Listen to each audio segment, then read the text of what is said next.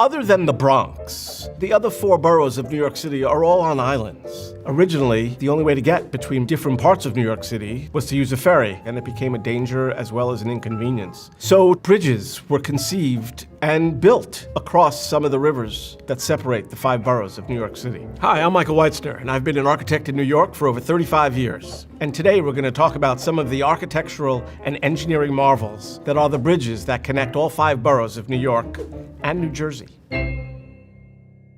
As recently as the 1850s, the technology did not exist to span the East River, let alone the much wider Hudson River.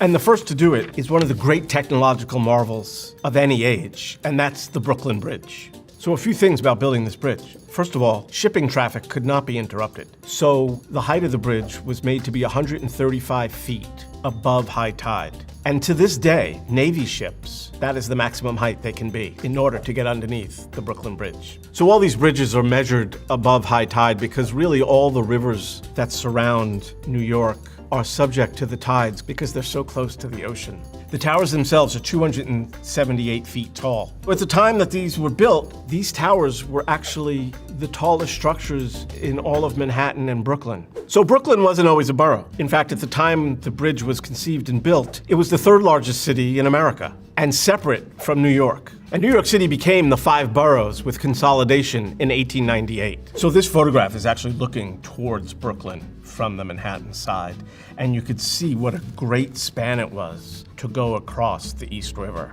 In fact, it's 1,595 feet from tower to tower. So to achieve this took monumental effort and some really ingenious engineering from John Roebling. Not only did he have to engineer the entire bridge, but he also had to manufacture the cable that was his own invention. So a suspension bridge basically is, you build these 2 towers, which you see here, and then you suspend this long cable from those towers, and then you drop cables down from that suspended catenary that supports the roadway.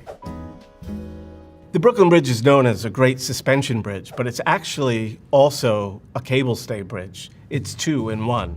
A cable stay bridge takes 2 towers, and instead of suspending a catenary, it anchors the roadway with direct cables. So the crossing of these cables forms this lacy finery in contrast to these massive stone towers. And the completed towers weigh 140 million pounds each. So what people don't realize is actually these great granite towers actually sit on a foundation of wood. These towers sit on caissons, which is just a French word for chest, like treasure chest. And these caissons are actually like a huge trapezoidal dome made out of wood that was floated into the middle of the river. And they dropped them to the bottom of the river, at which point they pumped in compressed air and pumped out water so that men could work in the space underneath this sort of wooden roof, and they can dig down with pick and shovel until they hit bedrock. And when they finally did hit bedrock, they pumped the inner space with concrete, and that is what these towers sit on. So as they were digging down into the riverbed, they were piling stones on top of the caisson. So little by little, it sunk as they dug and they added more stone, and it sunk to the bottom of the river until they hit bedrock. And then the tower began. This was such a great idea in theory, but they didn't know a lot about hydraulics, and certainly they didn't know a lot about how it affected the human body. In a sense, this was really low tech. They were building these foundations with picks and shovels in these horrible conditions. It was over 100 degrees under there. The ceiling height was only 9.5 feet. It was really heavy, heavy air, and a lot of people died. It turned out to be what's known as the bends, which is essentially just nitrogen bubbles in the bloodstream. And years later, it was figured out that if as long as you came up slowly, you would not be affected by this. So the chief engineer, John Roebling, he didn't really believe in modern medicine. And when his foot was crushed by a boat against one of the piers, he refused medical attention, which would have saved his life. And subsequently, in a matter of weeks, he came down with tetanus and died. The engineering fell to his son, Washington, who had researched a lot of the caisson technology, and he became the chief engineer and oversaw the building of the bridge until he got a terrible case of the bends and was incapacitated. And then the rest of the bridge was left to his wife, Emily. And what a lot of people don't realize is Emily Roebling essentially got the Brooklyn Bridge built. one of the great unsung women in history. And in 1883, when the bridge was finally complete, Emily was the first to cross the bridge with a rooster to symbolize victory. Next up, the bridge over troubled water, the Hell Gate Bridge. So what I love about this bridge, a lot like the Brooklyn Bridge, is the contrast between the steel work of the span and the stonework of the towers. But in this case, the towers are really just decorative and are there for show only. They're not actually supporting the arch. The arch is being supported at the base of those towers, but you didn't need a tower above that base. So the bridge was begun in 1912 and completed in 1916 in the middle of World War I. And it spans across one portion of the East River from Astoria, Queens to Ward's Island. It's 970 feet, of which this arch spans. And this steel arch was using sort of a new kind of steel, which was carbon steel, and which was extremely strong. It was designed to hold 60 200-ton locomotives all at once. So it's called the Hell Gate Bridge because ever since the Dutch were here, the confluence of the East River and the Harlem River, right around Randall's and Ward's Island, were really dangerous waters. By the 1850s, about 1,000 ships a year would smash onto the rocks in the straits, hence the name Hell Gate. So to move goods and people across this waterway, the most efficient way to do it was with a bridge. And so they hired Gustav Lindenthal, a great German engineer, to accomplish that. Again, in order not to interrupt shipping traffic, the arch had to be built from either side and then connected at the end in the middle. And this bridge was built so precisely that it was only 5/16 of an inch that had to be accounted for at the end when the two met, which is exactly the width of the end of this pen, which is an amazing feat. So this bridge is just for trains. It was built by the Pennsylvania Railroad Company, who also built Penn Station. The Pennsylvania Railroad Company had bought the Long Island Railroad, and they brought trains underneath the East River through tunnels to Penn Station. But to get to New England, they needed a bridge to span across to Queens and the Bronx, and so they built the Hell Gate Bridge. So it essentially connected Long Island to the mainland in the Bronx, which made it a very high-value bridge. So high, in fact, that it was targeted by the Nazis during World War II. Let's take a closer look at the towers. This is a beautiful photograph. I love this tower in contrast to this steel arch. Again, like the Brooklyn Bridge, it's the contrast of this fine metal work against this heavy stonework. But what I really find interesting about the towers is that the architect, who was Henry Hornbostel, who worked with Lindenthal on a number of bridges, made these look like triumphal arches, like something you'd see in Rome or Paris. And so there's the central arch in the middle that the trains run through, but then there's smaller arches at the ends for people to go through. So in the 1990s, Congress allocated $55 million to repaint the bridge, and they chose this new color called Hell Gate Red. Unfortunately, that paint didn't have the proper UV protection, and it quickly faded and had to be repainted, and each subsequent repainting also did not have the proper UV protection, and subsequently this bridge always looks faded and worn. One New York City politician said, "It should be the jewel of the city, but instead it's 8 shades of lavender." Next up, the oldest moving bridge in New York, Macombs Dam Bridge. So the Macombs Dam Bridge spans the Harlem River between the Bronx and Upper Manhattan, essentially connecting Yankee Stadium to what was the Polo Grounds. And now Rucker Park, the famous basketball court, is at the foot of that bridge in Manhattan. This bridge is only 25 feet above high tide, which boats can't get under. So to counteract that, they created what's known as a swing bridge. And what this bridge does is it actually pivots on this drum. And so the entire bridge from tower to tower disconnects and actually pivots 90 degrees to let boat traffic come in on either side. So to build this bridge, they had to create a man-made island in the middle of the river, which leaves 150 feet on either side, so that this bridge could have this drum, this central support. So swing bridges are much longer lasting than other kinds of movable bridges like drawbridges or lift bridges or even retractable bridges, because the machinery is unstressed in its closed position, because they break the span in half, essentially. The others have to deal with the span and then the span as it's moving, which puts a lot of live load on it. The bridge is essentially just a Pratt truss. Pratt truss is essentially a truss that's taller in the middle and angles down at the ends. and each vertical bay is divided by a single diagonal. That's a Pratt truss. So the McCombs is basically a Pratt truss, but typically Pratt trusses are not supported in the center like this one is. And what I find interesting about the design, which was done by A.P. Bowler, Alfred Pancoast Bowler, is that he expresses that central support with this double vertical here in the middle with those little finials at the top. And then with these very strong diagonals here where he almost creates another plane and it almost looks like it's opening out. And at the ends of the bridges are these somewhat diminutive towers that almost look like little fairy tale towers out of something the Grimm brothers would write. So not as famous as the Brooklyn Bridge, obviously, but it was memorialized by Edward Hopper in some of his paintings early in the 20th century. In fact, Bowler designed a number of these sorts of bridges, and they sort of stitch across the Harlem River and connect Manhattan with the Bronx. So let's talk about how the McCombs Dam Bridge got its name. So going all the way back to the early 1800s, Alexander McComb ran a ferry service across at this very spot. Later, his son took this over, and his son built a dam across the Harlem River to the chagrin of many other people along the riverway, especially those who needed to navigate it. And he only left a 7-foot wide lock, as it were. And so basically, only one boat at a time could go through. In fact, it was such a nuisance that at some point, a bunch of concerned citizens punched a hole in that bridge. And actually, the New York State Supreme Court sided with the people who breached and destroyed the bridge.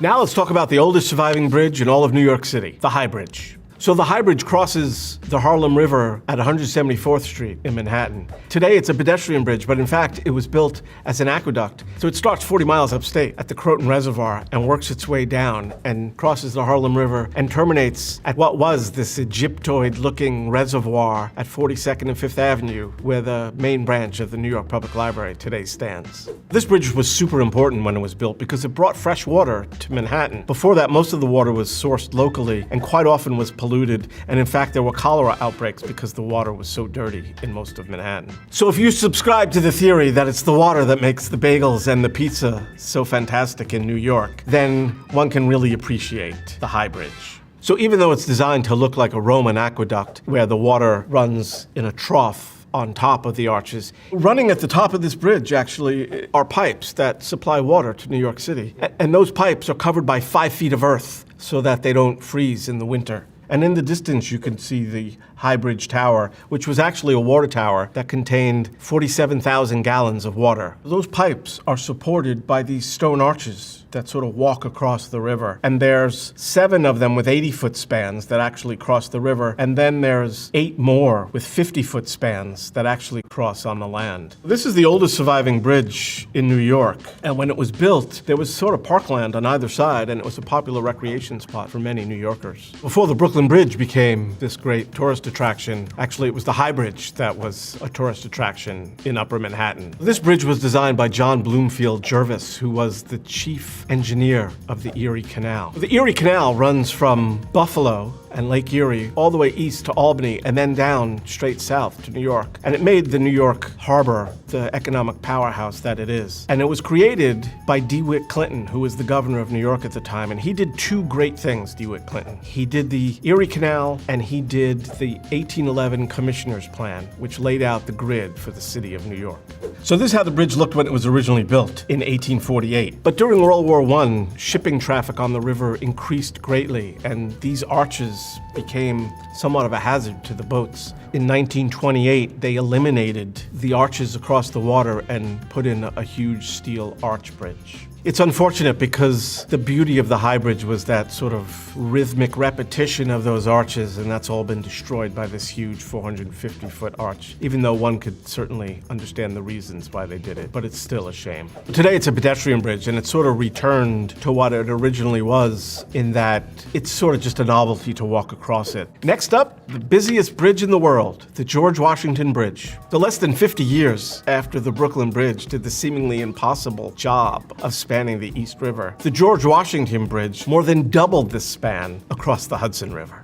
And in this case, it was done as a pure suspension bridge. So this is a view looking from the Manhattan side, sort of northwest across to New Jersey. And you could see the Manhattan Tower here with the little red lighthouse just below it at Jeffries Hook. And then these towers are 570 feet tall, and they drape a cable that's 3 feet in diameter across from the towers. And from those cables, they drop then other cables that supports the roadway, 200 feet above the water at high tide. Builders and engineers had been dreaming about spanning the Hudson River for over 100 years. But the technology just wasn't there. Finally, in 1931, that was completed by Othmar Ammann, who was a lieutenant to Gustav Lindenthal, the designer and engineer of the Hellgate Bridge. So the George Washington Bridge connects Fort Lee, New Jersey to Upper Manhattan at 178th Street. And its 2 towers basically stand on the land, unlike the Brooklyn Bridge where they're in the water. So on the Manhattan side, the tower sits on the shoreline just above the Little Red Lighthouse, which we'll talk about later. And on the New Jersey side, they built out into the river just a bit to accommodate the New Jersey Tower. The towers to the George Washington Bridge are really unique in that originally they were designed by Cass Gilbert, who was a pretty famous architect. In fact, he designed the Woolworth Building in Lower Manhattan. And they were originally supposed to be clad in granite and concrete. But it was the height of the Depression when this bridge was being built, and money was tight. And when these towers first went up and everyone saw this muscular and robust steel structure, they were kind of awed by it, and they were like, hey, let's just leave them as they are, save some money, and leave this really expressive piece of architecture on its own. That decision actually led to the project coming in under budget and ahead of schedule, something unheard of for a public infrastructure project of this scale, even back then. So even though these towers look super modern, in fact, they were built at the end of the 1920s, and that was before they had the technology to do rolled steel. So unlike a rolled piece of steel where you basically have a long I-beam that at the end gets either welded or bolted to the other beam, here they'd have to build these towers out of smaller pieces of steel. And what that required was that those pieces be riveted every few inches to other pieces. And it's an incredible amount of labor. Let's take a look at how it appeared when it was first constructed. And when the bridge was originally built, it was a single roadway. So these towers were so strong and robust looking, but the roadway itself was super thin, which Ammann loved, but most people were completely unnerved by and were almost afraid to drive across it. It wasn't until 30 years later that they built the second roadway. Traffic had increased amazingly by then, and as soon as the bridge was open, it was overcrowded and it needed more lanes. So they filled in the middle and they decided to add a second roadway beneath the first roadway. So when it was first built, it was just 6 lanes, but having added the second roadway, the lower roadway, it is now 14 lanes. And it's still the world's busiest bridge, with 108 million vehicles crossing it every year. When it opened in 1931, the original toll price was just 50 cents to get into Manhattan. By 1970s, it was $1.50, and now it's actually $16 to cross the bridge. And if you're a truck, it could cost up to $100 to cross the bridge. And what all that adds up to is $1 million a day in revenue for the Port Authority, which is actually $365 million a year. Just to put it into context, this bridge costs $59 million to build. So basically, every 2 months, it makes back what it cost. One fun little fact about the George Washington Bridge is that on the Manhattan side, it actually terminates at an uptown bus station, which was designed by Pier Luigi Nervi, the great Italian engineer and architect. And what's interesting about that is it's one of the best buildings in Manhattan, and no one's even heard of it. So the Little Red Lighthouse, which you could see here in this photo, was there before the bridge was built. And it was there to protect ships from what's known as Jeffries Hook, which a lot of ships would crash into because of the currents in the Hudson River. And when they built the bridge, originally they were going to knock it down, but there was a bit of an outcry and it was saved. And to this day, the Little Red Lighthouse remains. And it's the subject of a famous children's book. So those are some of the most interesting bridges of New York City. Tell us what other bridges you'd like to see in the comments below.